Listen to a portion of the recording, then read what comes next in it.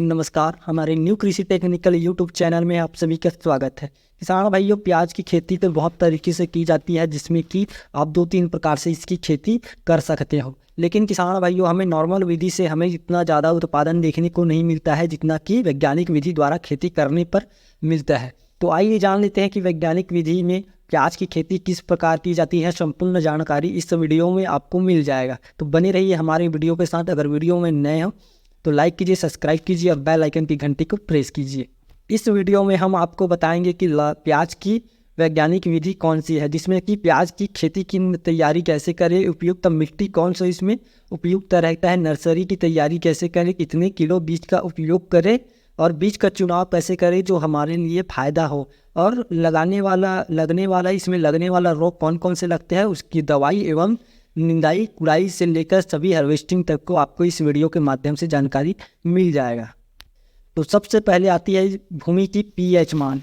अगर भूमि का पीएच मान 6.5 एवं 7.5 के बीच में है तो ये जो ज़मीन है प्याज के लिए बहुत अच्छा है। इससे कम या इससे ज़्यादा पीएच मान होता है तो आप कृपया करके प्याज की खेती बिल्कुल ना करें। और मिट्टी की बात कर लेते हैं तो मिट्टी इसमें दोमट मिट्टी में ये सबसे ज़्यादा उपज देती है, और इसे जून से जुलाई के बीच में भी लगाया जा सकता है। और जो दूसरे टाइम होता है खरीफ के फसल में, वो नवंबर के आखिरी सप्ताह तक इसकी रोपाई कर लेनी चाहिए। तो वैज्ञानिक विधि द्वारा अगर आप प्याज की खेती करते हो किसान भाइयों, तो 1 हेक्टेयर में आपको 8 से 10 किलोग्राम बीज की आवश्यकता होती है। और ये जो प्याज की खेती है 120 से 130 दिन की होती है। अगर वैज्ञानिक विधि द्वारा आप प्याज की खेती करते हैं तो इसमें आपको 300 से 400 प्रति हेक्टेयर क्विंटल आपको पैदावारी देखने को मिल जाएगा। वहीं नॉर्मल विधि के द्वारा आप प्याज की खेती करते हो तो आपको 200 से 250 क्विंटल प्रति हेक्टेयर आपको ये उत्पादन देगा। तो सबसे पहली बात होती है नर्सरी की तैयारी कैसे करें। तो इसके लिए किसान भाइयों आपको ले लेना है अपने खेती के हिसाब से नर्सरी की तैयारी कर लेना है। अगर वैज्ञानिक विधि द्वारा आप नर्सरी तैयार करते हो तो आपको एक कैरी यानी कि मादा 4 बाई 10 फीट का ले लेना है किसान भाइयों, जैसे कि आप वीडियो में देख रहे हो। करीब 4 बाई 10 फीट का एक कैरी आता है, जिसमें हमें ले लेना होता है 50 ग्राम आपको प्याज का बीज ले लेना है, और उसमें 1 केजी आपको ले लेना है फास्फोरस। ये आप एक कैरी के हिसाब से यूज़ कर सकते हो। तो कैरी बनाने के लिए सबसे पहली जो बात आती है, जो मिट्टी जो होती है उसमें हल्की सी नमी होना बहुत ज़रूरी है। और हल्की सी नमी होना तो बहुत ज़रूरी है, और साथ में आपको एक बार गहरे जुताई कर लेना है, जिससे कि आपके खेतों या नर्सरी में खरपतवार ना दिखे, जिससे कि जर्मिनेशन अच्छी सी हो जाए। तो किसान भाइयों, जब पौधों का जर्मिनेशन हो जाए, पौधों का 1 से 2 या 3 इंच होने पर आप इसमें नाइट्रोजन का स्प्रे करना ना भूलें। इसमें नाइट्रोजन की बहुत महत्व होती है प्याज की खेती में। तो नाइट्रोजन का स्प्रे आप कर सकते हो करीब 20 से 30 दिनों के बीच में। आप एक बार नाइट्रोजन का उपयोग जरूर कर ले अपने नर्सरी स्टेज में। किसान भाई, ये तो हो गई वैज्ञानिक विधि द्वारा नर्सरी की तैयारी। तो अब हमें जो करना रहता है वो है बीज का चुनाव। तो बीज का चुनाव कैसे करें जो हमारे लिए सबसे अच्छा एवं सबसे बेटर हो। तो हम बहुत किसानों से बात करके कुछ वैरायटी जो है, ऐसी 5 वैरायटी या जो है जो आपको बेनिफिट देता है, और इसमें अभी तक से कोई किसान ठगा भी नहीं है। तो आइए जान लेते हैं वो 5 बीज कौन कौन से हैं जो प्याज की है। तो पहले नंबर पे आता है प्रशांत N241। ये किसान भाइयों 120 से 130 दिन की होती है। इसकी जो कुल खेती है वो 120 से 130 दिन की होती है, और इसे 6 से 7 महीने स्टोरेज करके रखा जाता है। इसलिए इसका बाज़ार में मार्केट में इसका रेट भी अच्छा होता है, भाव भी अच्छा होता है। इसका जो कलर होता है किसान भाइयों वो हल्का रेड रंग का होता है। और दूसरे नंबर पे जो आता है नासिक रेड N53, ये लाल रंग का होता है। तीसरे नंबर पे जो आता है यूरो गुलाबी, हल्का गुलाबी रंग का होता है, और इसे स्टोरेज करने में आपको कोई परेशानी नहीं होता। ये 6 से 7 महीने आराम से स्टोरेज हो सकता है। 1 एकड़ में किसान भाइयों इनकी जो उत्पादन है वो 120 क्विंटल आपको 1 पर एकड़ में आपको ये उत्पादन देगा। और चौथे नंबर पे आता है पंचिया गंगा, जो है वो रेड कलर का आता है, और ये थोड़ा सा तीखापन होता है। इसे हम ज़्यादा दिन तक स्टोरेज करके नहीं रख सकते हैं, लेकिन ये कम समय में अच्छा उत्पादन देता है। इसे हम 4 से 5 महीने ही स्टोर करके रख सकते हैं। और 5वें नंबर पे आता है पुणे फरसंगी। ये जो है किसान भाइयों अधिक उत्पादन वाला प्याज होता है। करीब 1 एकड़ में 120 से 130 क्विंटल प्रति एकड़ के हिसाब से ये आपको उत्पादन करके देता है। तो आप इन पांचों में से कोई एक वैरायटी चुन सकते हो। ये अच्छा रहता है, बेटर रहता है एवं प्रतिरोध क्षमता वाले होते हैं किसान भाइयों। तो ये तो हो गई खेती की बीज की बारे में। अब बात कर लेते हैं खेत की तैयारी जिसमें रोपाई किया जाता है। खेत की तैयारी के लिए किसान भाइयों कम से कम आपको 2 से 3 बार अच्छे से गहरे जोताई कर लेना है। उसके बाद कल्टीवेटर या रोटोवेटर से मिट्टी को भुरभुरी कर लेना है। और ध्यान रखें कि आप जब मिट्टी को भुरभुरी कर रहे होंगे उस टाइम आपको ले लेना है करीब 2 से 3 टन गोबर खाद ले लेना है, जिससे आप पहली जोताई में पहले छिड़काव कर ले। और दूसरी जोताई कर रहे हो उस टाइम आपको 400 किलोग्राम जिप्सम, 50 किलो नाइट्रोजन और 50 किलो फास्फोरस और 100 केजी पोटास जब दूसरी जोताई कर रहे हो उस टाइम आपको इसको डाल देना है, खेतों में छिड़काव कर लेना है। और जो बची हुई 50 किलो की जो नाइट्रोजन होगी वो उसे आप जब पौधों में जब रोपण कर लेंगे उसके बाद 30 दिनों के अंदर में आपको उसे एक बार फिर से डालना है। आप दूसरी जोताई में जब ये सभी पोषक तत्व डाल देंगे उसके बाद आपको ही रोटोवेटर चला लेना है। और आपके हिसाब से 3 फीट चौड़ी और लंबाई आपको ले लेना है कम से कम 15 फीट से 30 फीट की लंबाई लेकर एक खंड को नीचे कर देना है, एक को बेड बना लेना है या कैरी तैयार कर लेना है। उसी के ऊपर में आपको लाइन बाई लाइन रोपाई करनी होती है किसान भाइयों, जिसे वैज्ञानिक विधि में इसका यूज़ किया जाता है। अब बात कर लेते हैं इनकी सिंचाई एवं रोपाई कैसी करनी चाहिए। तो प्याज की खेती के लिए कतार से ही आप प्याज की रोपाई करना ना भूलें और पौधों की दूरी डिस्टेंस बनाकर रखें, जिससे कि पौधे को ऑक्सीजन एवं हवा मिलते रहें। और ऊपरी भाग में रहने से ये होता है कि किसान भाइयों कि इसको हवा मिलता रहता है तो पौधे को, तो उसके कारण जो रोग होते हैं वो बहुत कम लगते हैं।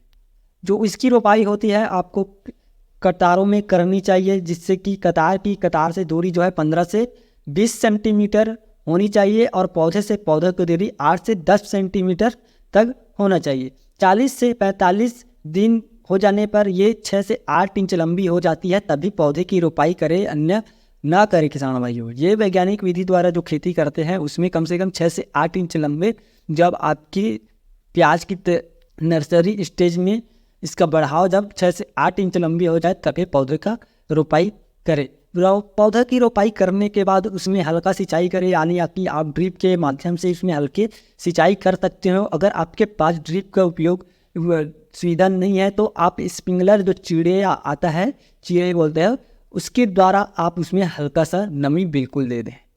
नमी देने से ये होगा कि पौधा का जो भाग है वो अच्छे से ग्रो करेगा और मिट्टी में जड़ पकड़ने में टाइम नहीं लगेगा। तो नमी बिल्कुल रहना चाहिए खेतों में किसान भाइयों। तो प्याज की सिंचाई के लिए किसान भाइयों प्याज की पत्ती पीली होते हुए दिखाई दे तो आपको सिंचाई रोक देनी है, क्योंकि पीली दिखाई देती है तो किसान भाइयों जो प्याज में है पानी की मात्रा ज़्यादा हो जाती है, तभी ये पत्तियाँ पीली दिखाई देती है। तो अधिक मात्रा में भी पानी न डालें और मेरे हिसाब से तो कम से कम 10 से 15 दिनों के अंतराल में ही आप इसमें सिंचाई कर सकते हो। ये आपके लिए बहुत बेटर होगा किसान भाइयों। ये तो हो गई रोपाई की बात। अब बात कर लेते हैं इसके मुख्य कारण जो होती है बीमारी। तो इसमें किसान भाइयों बीमारी जो होती है बहुत निम्न प्रकार से होती है, जैसे कि बैंगनी धब्बा रोग। इसमें जो है किसान भाइयों पर्पल ब्लॉक फफूंद जनित रोग ये होते हैं। इसके लक्षण जो होते हैं किसान भाइयों पत्तियों पर सफ़ेद रंग के धसे हुए धब्बे, कुछ समय बाद ये जो कीड़े होते हैं वो भूरे या बैंगनी रंग के होते हैं जो पौधे को मुरझा देता है। ये है बैंगनी धब्बा रोग। की रोकथाम के लिए आपको मानना है किसान भाइयों को 2 ग्राम डाइमेथेन 15 लीटर पानी में घोलकर आप इसे 2 बार यूज़ कर सके 15 दिन के अंदर में, तो ये बीमारी जो है पूरी तरह से ख़त्म हो जाएगी। और दूसरा जो बीमारी होता है वो होता है अंध्र रोग। इसके में प्याज की ऊपरी हिस्सा में सड़न यानी कि सड़न हो जाता है किसान भाइयों। तो आपको अंध्र रोग दिखाई देता है तो इसमें आपको ले लेना है थायरम 75 WS में ये आता है। और तीसरा जो बीमारी होती है झुलासा रोग, इसके दवा जो है आप इसमें अमिस्टार टॉप डाल सकते हो, या अमिस्टार टॉप नहीं डालते हो किसान भाइयों तो आप इसमें डाल सकते हो केसु स्ट्रोबिन 18.2 W और प्लस इसमें आप इसमें मिक्स कर सकते हो। जैसे कोलोजल 11.4 WS में ये आता है, जो कि ये अमी स्टार में इसका दोनों का मात्रा पाया जाता है। अगर आप अमी स्टार के जगह में ये दोनों में से कोई भी एक डालते हो, एजोकेसिसोबिन यानी या डिसेनोकोनोजाल, आप कोई भी ले सकते हो। और चौथा जो बीमारी आती है कोमल फफूंदी, पीले हो जाते हैं, जो पौधे होते हैं वो पीले हो जाते हैं, और इसके लिए आप डाल सकते हो अमी स्टार। इसके लिए भी आप यूज़ कर सकते हो अमी स्टार टॉप। और जो पांचवा बीमारी होता है पत्ती सुरगम, इसका दवा जो आता है किसान भाइयों थाइमेथॉक्स, जो मात्रा होती है आपको जब 25 WC में लेना है। लक्षण में जो होती है इसके पौधों का सड़न, जो पौधे होते हैं वो सड़े हुए, ऊपरी भाग सड़े हुए तो हल्के हल्के दिखाई देती है। किसान भाइयों अब बात कर लेते हैं खरपतवार। तो खरपतवार को आपको बहुत ध्यान में रखना चाहिए। इसी के कारण से जो है प्याज में अधिक रोग लगते हैं। तो खेत को खरपतवार मुक्त रखे, अच्छे रखे, साफ रखे, और साथ में आपको एक नीले कलर या पीले कलर की जो गिन्नी होती है आप उसे खेत के माध्यम से कम प्रति हेक्टेयर में 200 से 300 पर पीस के रूप में आप इसे कहीं पास लटका कर भी रख सकते हो। तो खरपतवार जो होती है बुआई के टाइम जो इसकी दवा आती है वो अलग होती है, और रोपाई के बाद जो रासायनिक दवा आती है वो अलग होती है। तो जो बुआई के टाइम जो हमें डालना चाहिए वो उस दवा का मैं बता देता हूँ। दवा का नाम जो है किसान भाइयों बुआई के टाइम डालना चाहिए वो है पेनाइडा, जिसमें कि मिला रहता है पेंडिमेथालिन 30 EC। इसमें पेंडिमेथालिन 30 EC जो होती है वो खरपतवार नाशक है। ये सभी प्रकार के प्याज में जितने भी खरपतवार नाशक होते हैं उसे नष्ट कर देते हैं। अगर रोपाई के बाद आपके खेतों में खरपतवार दिखाई देती है तो आप उसमें यूज़ कर सकते हो ऑक्सीक्लोरोफेन, ये 30-23% WEC में आती है। ये भी आप इसका स्प्रे कर सकते हो, जिससे कि आपकी खेत खरपतवार मुक्तवार हो सकता है किसान भाइयों। और करीब किसान भाइयों रोपाई के 8 से 10 दिन पहले नीम ऑयल का स्प्रे करना ना भूलें। जो नीम ऑयल होती है वो ऑर्गेनिक होती है, ना कि रासायनिक, क्योंकि हमें नर्सरी स्टेज में ही जितने भी ऑर्गेनिक होती है उसी के माध्यम से हमें नर्सरी स्टेज में इसका उत्पादन करना चाहिए, जिससे कि हमें आगे चलकर अधिक लाभ मिल सके। तो किसान भाइयों वीडियो अगर अच्छा लगा तो वीडियो को लाइक कीजिए, सब्सक्राइब कीजिए और बेल आइकन की घंटी को प्रेस कीजिए।